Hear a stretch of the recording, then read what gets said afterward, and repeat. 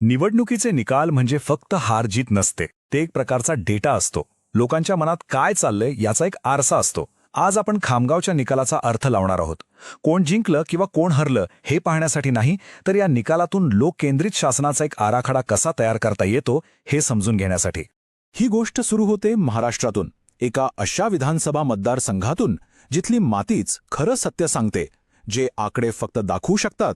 कारण राजकारण नेहमी स्थानिक असतं, ते तिथल्या जमिनीशी आणि लोकांशी जोडलेलं असतं. सिंचनाचं पाणी नाकारल्यामुळे शेतकऱ्याची आत्महत्या आणि स्थलांतरामुळे ओझ पडलेले शाळेचे वर्ग, याच ठिकाणी मोठ्या राष्ट्रीय घोषणा आणि जमिनीवरचं वास्तव समोरासमोर येतं. हे एकच वाक्य या विश्लेषणाच्या मागची मानवी बाजू स्पष्ट करतं. हे फक्त राजकारण नाही, तर लोकांच्या जगण्या मरण्याचा प्रश्न आहे. चला तर मग आपण थेट खामगावच्या वास्तवाकडे वळूया. कापसाची शेतं आणि चांदीच्या बाजारपेठेसाठी ओळखला जाणारा हा मतदारसंघ, ज्याची खरी ओळख तिथली शेती आणि सामाजिक जडणघडण आहे. इथे मराठा समाजाचं प्राबल्य आहे, पण त्याचबरोबर ओबीसी आणि दलित समाजही मोठ्या संख्येनं आहेत. अर्थव्यवस्था पूर्णपणे शेती आणि व्यापारावर अवलंबून आहे. पण या सगळ्या माहितीत एक आकडा आहे जो आपलं लक्ष वेधून घेतो. तो म्हणजे मतदानाची टक्केवारी, तब्बल 76.06%. याचा अर्थ इथले मतदार किती सक्रिय आहेत हे स्पष्ट दिसतं.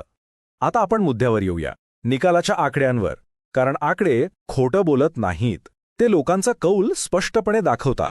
निकाल एकदम स्पष्ट आहे. भाजपला 48.4% मतं मिळाली, तर महाविकास आघाडीला 37.3% आणि बाकीची मतं इतरांना. मतांमधलं हे जे अंतर आहे ना, तेच सगळं काही सांगून जातं. विजयाचं अंतर होतं 25,477 मतं, म्हणजे एकूण मतांच्या 11%पेक्षा जास्त. हे अंतर खूप मोठं आहे आणि यावरूनच विरोधी पक्षासमोर किती मोठं आव्हान आहे याचा अंदाज येतो. पण ही गोष्ट फक्त एका निवडणुकीची नाहीये. मागच्या 7 निवडणुकांचा इतिहास पाहिला तर एक कल स्पष्ट दिसतो. 1999 मध्ये काँग्रेस आघाडीवर होती, पण 2014 नंतर भाजपने हळूहळू आपली पकड मजबूत केली आणि प्रत्येक निवडणुकीत आपलं मताधिक्य वाढवत नेलं. ही एका पक्षाची सातत्यपूर्ण वाढ आहे.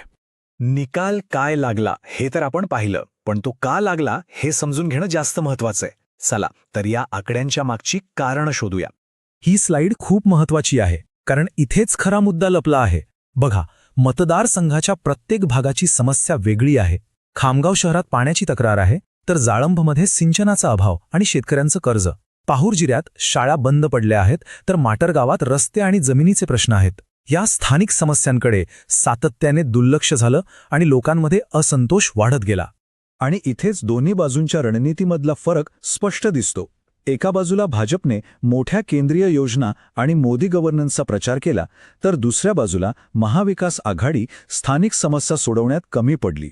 त्यांचं संघटनात्मक काम कमजोर होतं आणि उमेदवारावर लोकांचा पुरेसा विश्वास नव्हता. हाच तो मुख्य संघर्ष होता. एक गोष्ट आपण लक्षात ठेवली पाहिजे, लोकांच्या समस्यांबद्दल आदराने बोलणं आणि त्या सोडवण्यासाठी प्रयत्न करणं हे आपलं एक घटनात्मक मूल्य आहे. जेव्हा संवाद फक्त वरवरचा असतो आणि खऱ्या प्रश्नांना हात घालत नाही, तेव्हा लोकांचा व्यवस्थेवरचा विश्वास उडतो आणि एका निरोगी चर्चेचा पायाच ढासळतो. ठीक आहे, आतापर्यंत आपण विश्लेषण केलं. आता आपण पुढे जाऊया. विश्लेषणाकडून कृती आराखड्याकडे. लोकांचा विश्वास पुन्हा कसा जिंकायचा याचा एक आराखडा पाहूया. या आराखड्याला आपण चतुर्मुख सिद्धांत म्हणू शकतो. ही एक चौफेर रणनीती आहे, जिचा मुख्य उद्देश राजकीय व्यवस्थेला पुन्हा एकदा लोकांच्या मूळ गरजांशी जोडणं हा आहे.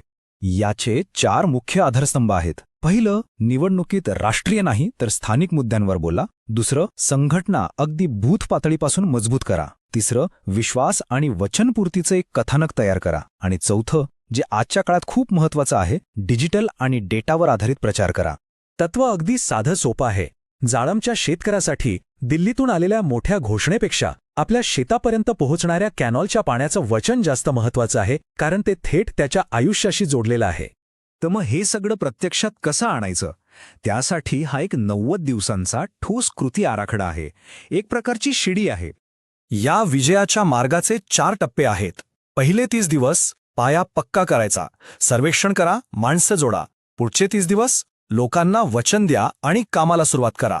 त्यानंतरच्या काळात घरोघरी जाऊन प्रचार, बैठका आणि सोशल मीडियावर जोर द्यायचा.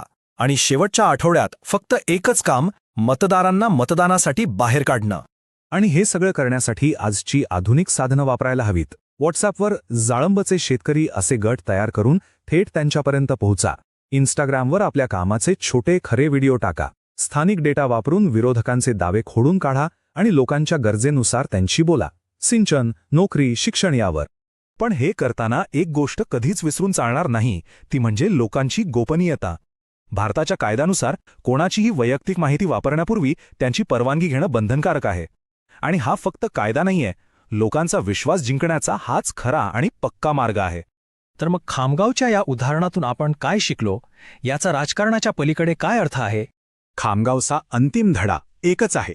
निवडणुका म्हणजे फक्त जिंकणं नाही, तर ते शासनासाठी केलेलं एक प्रकारचं डेटा इंजिनिअरिंग आहे.